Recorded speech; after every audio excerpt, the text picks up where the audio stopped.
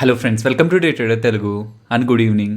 Sensex 226 points gain అయి 55,555 దగ్గర close అయితే, నిఫ్టీ 46 పాయింట్స్ గెయిన్ అయి 16,496 దగ్గర క్లోజ్ అవ్వడం జరిగింది.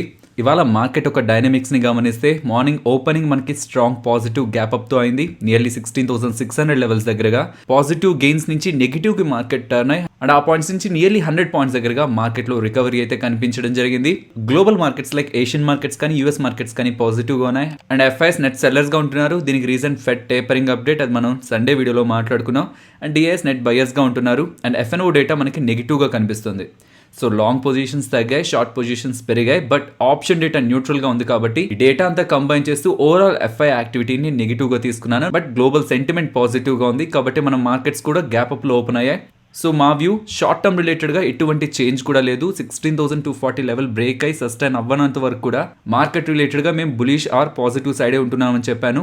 ఇంట్రాడే రిలేటెడ్గా మాత్రం ఎస్జిఎక్స్ నిఫ్టీ ఆల్రెడీ 200 పాయింట్స్ దగ్గరగా పాజిటివ్లో ఓపెన్ అవడానికి పాసిబిలిటీ ఉందన్నట్టు ఎస్జిఎక్స్ నిఫ్టీ మెయింటైన్ అవుతుంది కాబట్టి మార్కెట్ 16,600 దగ్గర ఓపెన్ అవడానికి పాసిబిలిటీ ఉంది. సో అదొక రెసిస్టెన్స్ జోన్ కాబట్టి 16,600 అబౌవ్ ఉంటేనే నేను పాజిటివ్గా ఉంటాను, లేకపోతే న్యూట్రల్గా మూవ్ అవడానికి పాసిబిలిటీ ఉంది, కన్సాలిడేట్ అవడానికి పాసిబిలిటీ ఉంటుందని అప్డేట్ చేశాను. మీరు గమనిస్తే మార్కెట్ ఓపెన్ అయింది కూడా 16,600 దగ్గరే.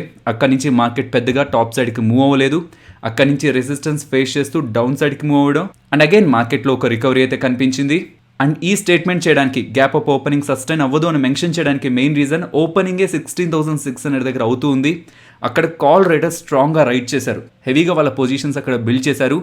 ఓపెనింగ్ తర్వాత కూడా ఆ లెవెల్స్ పైన సస్టైన్ అవ్వాలంటే, అక్కడి నుంచి టాప్ సైడ్ మూవ్ అవ్వాలంటే స్ట్రాంగ్ ఇన్స్టిట్యూషనల్ బయింగ్ ఉంటే తప్పితే మార్కెట్ అలా మూవ్ అవ్వదు. అండ్ ఎఫ్ఐఎస్ దగ్గర నుంచి అంత స్ట్రాంగ్ సపోర్ట్ నేను మార్కెట్కి ఎక్స్పెక్ట్ చేయలేదు. కాబట్టి ఆప్షన్ చైన్ డేటాలో కాల్ సైడ్ బిల్డ్ అవుతున్న డేటా అండ్ ఓపెన్ అవుతున్న లెవెల్స్ కూడా ఇంపార్టెంట్ రెసిస్టెన్స్ దగ్గర అవుతూ ఉండడమే ఇవాళ అవుతున్న గ్యాప్ అప్ సస్టైన్ అవ్వదు అనే ఒక మా ఒపీనియన్కి main reason. And further market వ్యూని మాట్లాడుకుంటే ఇవాళ మీరు గమనిస్తే ఓపెనింగ్ ఎంత స్ట్రాంగ్ అవుతున్నా మార్కెట్లో సెల్లింగ్ యాక్టివిటీ స్టిల్ కంటిన్యూ అవుతుంది. మీన్స్ మార్కెట్ హైయర్ లెవెల్స్కి వెళ్తున్నప్పుడు రిజెక్ట్ అయితే అవుతుంది.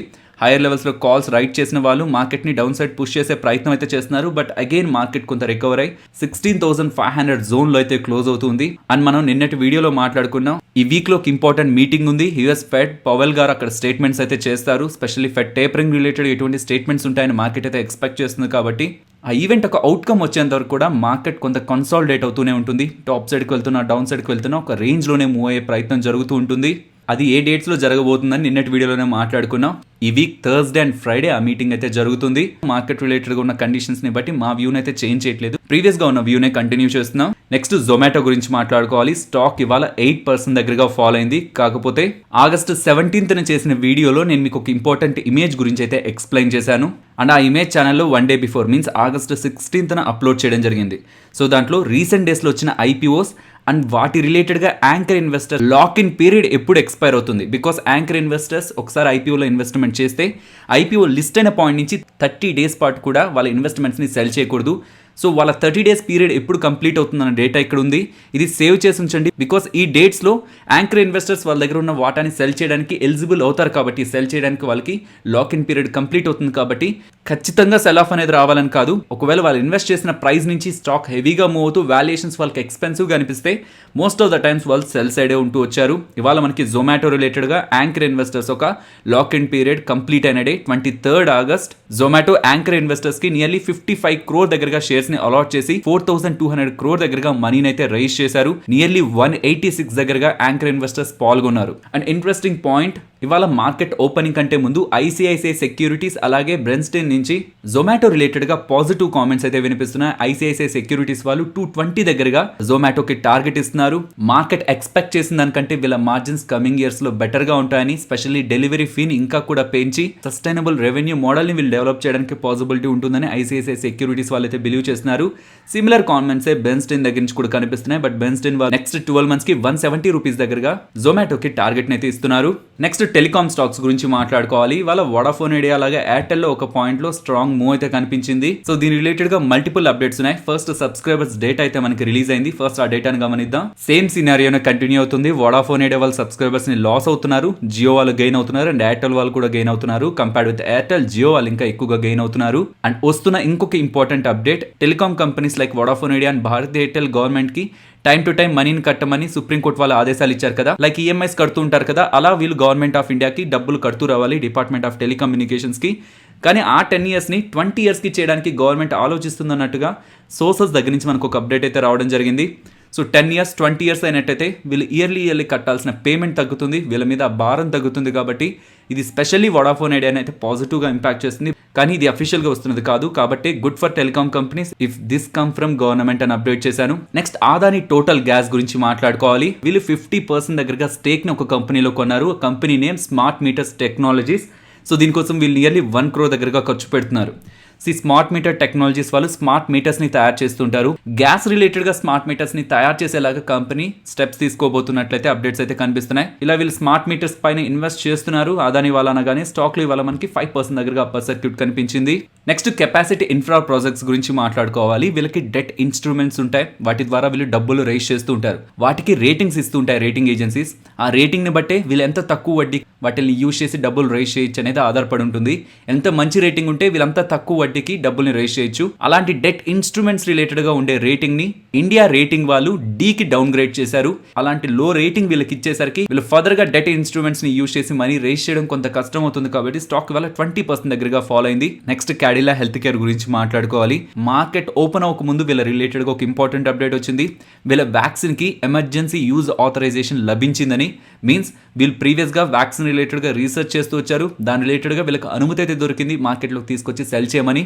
అది 3 dose వ్యాక్సిన్ అంటున్నారు. 66% దగ్గరగా ఎఫికసీ ఉంటుంది అంటున్నారు. ఇది పిల్లలకు కూడా యూజ్ చేయొచ్చు అంటున్నారు. 12 to 18 years వరకు కూడా ఈ రేంజ్లో ఉన్న వాళ్ళకి ఇప్పటి వరకు వ్యాక్సిన్ లేదు మార్కెట్లో. 12 to 18 years ఇన్ బిట్వీన్ ఉన్న వాళ్ళకి కూడా ఈ వ్యాక్సిన్ వేయచ్చు. 66% దగ్గరగా ఎఫికసీ ఉంది. అండ్ ఈవెన్ ఆ వ్యాక్సిన్ ఒక ప్రొడక్షన్ కూడా వీళ్ళు అక్టోబర్ నుంచే స్టార్ట్ చేస్తారు అనడం అనేది స్టాక్ రిలేటెడ్గా పాజిటివ్గా అయితే మారింది. బట్ వ్యాక్సిన్ అనే ఒక పెద్ద అప్డేట్ వచ్చిన స్టాక్ ఎందుకంటే 10-20% దగ్గరగా మూవ్ అవ్వలేదంటే ప్రీవియస్గా చెప్పిన డేట్స్ కంటే చాలా డిలే చేశారు. ఇలా డిలే అవుతూ ఉండడం కారణంగా నెంబర్ ఆఫ్ పీపుల్ వ్యాక్సినేషన్ వేయించుకుంటూ ఉంటారు. కాబట్టి ఆల్రెడీ ఆపర్చునిటీ అనేది తగ్గిపోతూ ఉంటుంది. బట్ దాని తర్వాత వీళ్ళు ప్రొడక్షన్ చేసే వ్యాక్సిన్స్ రిలేటెడ్గా మార్కెట్లో ఎటువంటి డిమాండ్ ఉంటుంది. స్పెషల్లీ వీళ్ళు ఎలాంటి ప్రైసింగ్తో రాబోతున్నారు ఇది ఇంకా మేనేజ్మెంట్ అయితే అప్డేట్ చేయలేదు. నెక్స్ట్ కొన్ని కంపెనీస్ రిలేటెడ్గా ఇంపార్టెంట్ కార్పొరేట్ యాక్షన్స్ ఉన్నాయి, వాటి గురించి మాట్లాడుకుందాం. ఎస్ఆర్ఎఫ్ వాళ్ళు August 31st బోనస్ రిలేటెడ్గా ఒక అప్డేట్ చేస్తారంటున్నారు. అలాగే ఏపీఎల్ అపోలో ట్యూబ్స్ రిలేటెడ్గా ప్రీవియస్గా మనకి బోనస్ అనౌన్స్మెంట్ అయితే వచ్చింది. మీన్స్ 1:1లో ఆ బోనస్ రిలేటెడ్గా రికార్డ్ డేట్ September 18th అని చెప్తున్నారు. అండ్ ఈవెన్ అఫిల్ వాళ్ళు కూడా August 26th బోర్డు సమావేశాన్ని ఏర్పాటు చేసి స్టాక్ స్ప్లిట్ రిలేటెడ్గా ఒక అప్డేట్ చేస్తారంటున్నారు. ఐఈఎక్స్ గురించి మాట్లాడుకోవాలి. స్టాక్ ఇవాళ 4% దగ్గరగా ర్యాలీ అయింది. కంపెనీ వాళ్ళకి ఇంపార్టెంట్ అప్డేట్ అయితే చేయడం జరిగింది. వీళ్ళ బిజినెస్ రిలేటెడ్గా డిఫరెంట్ సెగ్మెంట్స్ ఉంటాయి. అవి నేను మీకు ఐఈఎక్స్ డెడికేటెడ్ వీడియోలో క్లియర్గా ఎక్స్ప్లెయిన్ చేశాను. ఇఫ్ ఇన్ కేస్ ఈ కంపెనీని మీరు ఫర్దర్గా స్టడీ చేయాలనుకుంటే ఈ వీడియోని తప్పకుండా గమనించండి. సో వీళ్ళకున్న డిఫరెంట్ బిజినెస్ సెగ్మెంట్స్లో ఇవాళ వీళ్ళు చేసిన update green term ahead market గురించి. ఇది స్టార్ట్ చేసింది August 21st 2020. అప్పటి నుంచి ఇప్పటికి చూస్తే నియర్లీ 1 year దగ్గరగా కంప్లీట్ అయింది అంటున్నారు. ఈ బిజినెస్ సక్సెస్ఫుల్గా రన్ అవుతుందని చేసిన పాజిటివ్ అప్డేట్తో స్టాక్ ఇవాళ మనకి పాజిటివ్గా మూవ్ అయింది. నెక్స్ట్ నోసిల్ గురించి మాట్లాడుకోవాలి. ఇది chemical manufacturing company. Specially rubber రిలేటెడ్గా కెమికల్స్ని మ్యానుఫ్యాక్చర్ చేస్తుంటారు. డైరెక్ట్గా వీళ్ళ రిలేటెడ్గా అప్డేట్ కాకపోయినా చైనాలో వీళ్ళకి రిలేటెడ్ కంపెనీ అయిన సన్షైన్ కంపెనీ వాళ్ళు కూడా సిమిలర్ బిజినెస్ని చేస్తుంటారు. వాళ్ళు లాస్ట్ 6 months బిజినెస్ రిలేటెడ్గా పాజిటివ్ అప్డేట్ చేయడంతో మీన్స్ వాళ్ళ వాల్యూమ్స్ కానీ బిజినెస్ కానీ స్ట్రాంగ్గా గ్రోత్ ఉందని వాళ్ళు చేసిన అప్డేట్స్తో చైనాలో సేమ్ బిజినెస్ చేస్తున్న కంపెనీలో అలాంటి గ్రోత్ ఉందంటే నోసిల్ కూడా కమింగ్ క్వార్టర్స్లో అలాంటి గ్రోత్ని డెలివర్ చేస్తున్న ఒక పాజిటివ్ ఎక్స్పెక్టేషన్స్తో స్టాక్లో ఇవాళ మనకి మూవ్ కనిపించడం జరిగింది. నెక్స్ట్ అరవింద్ ఫ్యాషన్స్ గురించి మాట్లాడుకోవాలి. స్టాక్ ఇవాళ 10% దగ్గరగా ర్యాలీ అయింది. ఇవాళ మీరు గమనిస్తే మార్నింగ్ పోస్ట్ చేసే అప్డేట్లో స్టాక్స్ ఇన్ న్యూస్ అని పాజిటివ్ అప్డేట్స్ అని మీకు స్మైలీతో కొన్ని అప్డేట్స్ చేశాను. అండ్ అందులో అరవింద్ ఫ్యాషన్ కి ఒక స్టార్ మార్క్ ఉంచాను. Because rest of the updates కంటే కూడా ఈ అప్డేట్ లో పాజిటివిటీ స్ట్రాంగ్ గా ఉందని. వీళ్ళు 439 crore దగ్గరగా ఇన్వెస్టర్స్ నుంచి మనీని రైజ్ చేశారు. కేవలం ఇన్వెస్టర్స్ దగ్గర నుంచే మనీని రైజ్ చేస్తుంటే అదంతా పాజిటివ్ కాదు. దీంట్లో ప్రమోటర్స్ కూడా పాల్గొన్నారు. అండ్ పాల్గొన్న ప్రైస్ ₹218 పర్ షేర్. June 30 ఆ పాయింట్ ఆఫ్ టైం కి 140 దగ్గరగా స్టాక్ ప్రైస్ ఉంది. ప్రమోటర్స్ ఈవెన్ 218 లో కూడా ఈ కంపెనీలో వాల్యూని చూస్తూ ఫర్దర్ గా బిజినెస్ రిలేటెడ్ గా కాన్ఫిడెన్స్ ఉంచుతున్నారన్న ఒక ఒపీనియన్ కూడా స్టాక్ ని వాళ్ళ 10% దగ్గరగా పాజిటివ్ గా తీసుకువెళ్ళింది. నెక్స్ట్ ట్యూబ్ ఇన్వెస్ట్మెంట్స్ గురించి మాట్లాడుకోవాలి. ఇది మురుగప్ప గ్రూప్ కి సంబంధించిన కంపెనీ. రీసెంట్ గా యాప్టస్ వాల్యూ హౌసింగ్ ఫైనాన్స్ వస్తున్నప్పుడు ఆ కంపెనీని లీడ్ చేస్తున్న వ్యక్తి ప్రీవియస్ గా మురుగప్ప గ్రూప్ కి సంబంధించిన ఫైనాన్స్ సెగ్మెంట్ లో వర్క్ చేసి వచ్చారనుకున్నాం కదా. సో ఆ గ్రూప్ కి సంబంధించిన కంపెనీ ట్యూబ్ ఇన్వెస్ట్మెంట్స్. వీళ్ళు మోస్ట్లీ బైస్కిల్స్ రిలేటెడ్ గా ఉన్న ప్రొడక్ట్స్ మీద ఎక్కువగా ఫోకస్ చేస్తుంటారు.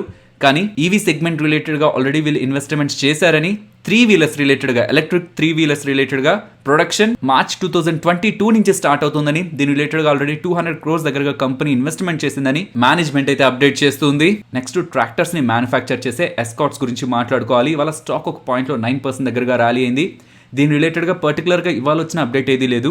కానీ ఈ క్యూబోటా రిలేటెడ్గా ఈ క్యూబోటా ఏంటనేది మాట్లాడుకుందాం. వీళ్ళ రిజల్ట్స్ పోస్ట్ చేశారు. రిజల్ట్స్ పోస్ట్ చేసిన తర్వాత వీళ్ళు ఇండియా ఆపరేషన్స్ గురించి పాజిటివ్ కామెంట్స్ చేశారు. సో ఇండియా ఆపరేషన్స్ గురించి మాట్లాడితే ఎస్కాట్ స్టాక్ ప్రైస్ ఎందుకు పెరగాలి? బికాస్ ఈ క్యూబోటా అలాగే ఎస్కాట్స్ వాళ్ళు ఒక జాయింట్ వెంచర్ని ఫామ్ చేశారు. 300 crores దగ్గరగా ఇన్వెస్ట్మెంట్ చేసే జాయింట్ వెంచర్ని అయితే ఫామ్ చేశారు వీళ్ళిద్దరూ కలిసి. సో ఆ జాయింట్ వెంచర్లో క్యూబోటా వాళ్ళకి 60% దగ్గరగా స్టేక్ ఉంది అండ్ ఎస్కాట్స్ వాళ్ళకి 40% దగ్గరగా ఉంది. అండ్ అలా ఫామ్ చేసిన జాయింట్ వెంచర్తో వీళ్ళు ఏం చేద్దాం అనుకున్నారు, అలా ఫామ్ చేసిన కంపెనీతో 50,000 దగ్గరగా ట్రాక్టర్స్ని ప్రతి సంవత్సరం కూడా తయారు చేయాలనుకున్నారు. అండ్ ఆ ఆపరేషన్స్ గురించి క్యూబోటా వాళ్ళు పాజిటివ్ కామెంట్స్ చేశారు. ఇండియాలో ఆపరేషన్స్ బెటర్గా ఉంటున్నాయని వీళ్ళు చేసిన పాజిటివ్ కామెంట్స్తో దాంట్లో 60% వాటా క్యూబోటాకి అండ్ ఎస్కాట్స్ వాళ్ళకి 40% దగ్గరగా వాటా ఉంది కాబట్టి స్టాక్ ఇవాళ పాజిటివ్గా మోయింది. నెక్స్ట్ అరబిందో ఫార్మా గురించి మాట్లాడుకోవాలి ఫ్రెండ్స్. స్టాక్ రిలేటెడ్గా వచ్చింది పాజిటివ్ అప్డేటే. ఈవెన్ ఓపెనింగ్ కూడా మనకి పాజిటివ్లోనే అయింది. బట్ ఓపెనింగ్ నుంచి కూడా స్టాక్ ప్రైస్ స్లైడ్ అవుతూ 6% దగ్గరగా స్టాక్ అయితే ఫాలో అవడం జరిగింది. స్టాక్కి రీసెంట్ టైమ్స్లో చాలా ఎక్కువగా కరెక్ట్ అయింది అరబిందో ఫార్మా. దీనికి రీజన్స్ ఒకటని కాదు, మల్టిపుల్గా ఉన్నాయి. రీసెంట్గా ఉన్నదైతే మనకి రీసెంట్గా వీళ్ళు రిలీజ్ చేసిన రిజల్ట్స్, యూఎస్ సేల్స్ తగ్గాయి, మార్జిన్స్ కూడా తగ్గాయి. దాంతోపాటు యూఎస్ ఎఫ్డిఏ వాళ్ళు వీళ్ళ యూనిట్ 1 మ్యానుఫ్యాక్చరింగ్ ఫెసిలిటీ రిలేటెడ్గా కొన్ని అబ్జర్వేషన్స్ అయితే చేశారు. యూఎస్ ఎఫ్డిఏ దగ్గర నుంచి అబ్జర్వేషన్స్ వస్తున్నాయంటే అది నెగిటివే, రిజల్ట్స్ నెగిటివ్గా ఉన్నాయి. ఇన్ని నెగిటివ్స్లో కంపెనీ వాళ్ళే ఇంకొక నెగిటివ్ను కూడా యాడ్ చేశారు.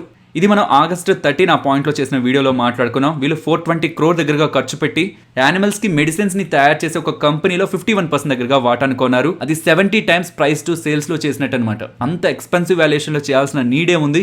ఇది రిలేటెడ్ పార్టీ ట్రాన్సాక్షన్, ప్రమోటర్స్ కావాలని అలా డబ్బుల్ని వినియోగిస్తున్నారు. ఇది మైనారిటీ షేర్ హోల్డర్స్కి నెగిటివ్గా ఉంటుందని ఒక నెగిటివ్ సెంటిమెంట్స్ మార్కెట్లో స్ట్రాంగ్గా డ్రైవ్ అవడంతో వీళ్ళు ఇలా అప్డేట్ చేసిన తర్వాత మేనేజ్మెంట్ ఒక క్లారిటీ కూడా ఇచ్చిన తర్వాత అది రిలేటెడ్ పార్టీ కాదని కూడా, బట్ ఈవెన్ ఈ పాయింట్ కూడా నెగిటివ్ పాయింట్గా యాడ్ అవడంతో స్టాక్లో మనకు ఒక కరెక్షన్, స్ట్రాంగ్ కరెక్షన్ అయితే కనిపించింది. నిన్న మేనేజ్మెంట్ దగ్గర నుంచి ఒక అప్డేట్ అయితే వచ్చింది. మేము ఈ ట్రాన్సాక్షన్ని క్యాన్సిల్ చేస్తున్నాం, ఆ డీల్ని మేము వెనక్కి తీసుకుంటున్నాం అని చెప్పారు. అండ్ మోస్ట్లీ ఆ మనీని బైబ్యాక్ కూడా యూజ్ చేస్తారన్నట్టు మార్కెట్లో స్పెక్యులేషన్ అయితే రన్ అవుతుంది. బట్ ఎనీవే ఆ డీల్ని క్యాన్సిల్ చేయడం అనేది ప్రీవియస్గా ఉన్న మల్టిపుల్ నెగిటివ్స్లో ఒక నెగిటివ్ని స్లైడ్ చేస్తుంది కాబట్టి స్టాక్ ఇవాళ ఓపెనింగ్ పాజిటివ్గా అయింది. నెక్స్ట్ హెచ్సిఎల్ టెక్నాలజీస్ గురించి మాట్లాడుకోవాలి. ఒక డీల్ అయితే రావడం జరిగింది. ఇది వరల్డ్ లోనే లీడింగ్ రీఇన్సూరెన్స్ కంపెనీ. రీఇన్సూరెన్స్ అంటే ఇన్సూరెన్స్ కంపెనీస్ మనకి ఇన్సూరెన్స్ ఇస్తుంటాయి, బట్ వాటికి ఇన్సూరెన్స్ ఎవరు ఇస్తారు? వీళ్ళు ఇస్తుంటారు. రీఇన్సూరెన్స్ ప్రొవైడ్ చేస్తూ ఉంటారు. ఇన్సూరెన్స్ కంపెనీస్కే ఇన్సూరెన్స్ ఇస్తూ ఉంటారు. వాళ్ళ ఎంటైర్ బిజినెస్ ని డిజిటల్ ట్రాన్స్ఫర్మేషన్ చేయడం కోసం హెచ్సిఎల్ టెక్నాలజీస్ వాళ్ళైతే వాళ్ళు అప్రోచ్ అయ్యారని, దాని రిలేటెడ్గా వీళ్ళు డీల్ని సైన్ చేశారని. సో దీంతో వాళ్ళ బిజినెస్ నియర్లీ 40 కంట్రీస్లో ఉన్న బిజినెస్ని డిజిటల్ సైడ్ వీళ్ళు ట్రాన్స్ఫార్మ్ చేయబోతున్నట్లయితే హెచ్సిఎల్ టెక్నాలజీస్ వాళ్ళైతే అప్డేట్ చేయడం జరిగింది. నెక్స్ట్ నిఫ్టీ అలాగే bank Nifty support and resistance మాట్లాడుకుందాం. నిఫ్టీ లెవెల్స్ మోస్ట్లీ సిమిలర్ గానే ఉంటాయి. సపోర్ట్ ఒకవేళ 16,440 బ్రేక్ అయితే 16,317 గమనిస్తున్నాను. And bank Nifty support 34,850 and resistance 35,460. Next Nifty option chain డేటాని గమనిద్దాం. ఆగస్ట్ మంత్లీ ఎక్స్పైరీ అలాగే September first week expiry contract డేటాని మనం గమనిస్తే ప్రెజెంట్ ఉన్న లెవెల్స్ నుంచి టాప్ సైడ్కి వెళ్తుంటే 16,700 దగ్గర అండ్ డౌన్ సైడ్కి వెళ్తుంటే 16,200 దగ్గర ఇంట్రాడేలో ఫామ్ అవుతున్న యాక్టివిటీ అండ్ ఓవరాల్ యాక్టివిటీ కూడా కొంత సిగ్నిఫికెంట్గా ఉంది కాబట్టి 16,200 టు 16,700 ఈ 500 పాయింట్ జోన్లో మార్కెట్ కమింగ్ డేస్లో ఉంటుందని మనం ఎక్స్పెక్ట్ చేయొచ్చు. ఫైనలీ ఇది ఫ్రెండ్స్ మన వీడియో నచ్చిందా? నచ్చితే వీడియోని లైక్ చేయండి ఫ్రెండ్స్. అండ్ ఈ వీడియో మన వాళ్ళకి యూజ్ అవుతుంది అనుకుంటే తప్పకుండా షేర్ చేయండి. అండ్ మన ఛానల్ని సబ్స్క్రైబ్ చేయనట్లయితే ఛానల్లో ఉన్న కంటెంట్ని గమనించండి. ఇఫ్ ఆ కంటెంట్ యూస్ఫుల్గా ఉంటే ఛానల్ని సబ్స్క్రైబ్ చేసి పక్కనే ఉన్న బెల్ ఐకాన్ క్లిక్ చేయండి. మరొక ఇంట్రెస్టింగ్ వీడియోతో మళ్ళీ మీ ముందుకు వస్తాను. అంతవరకు టేక్ కేర్. జై హింద్.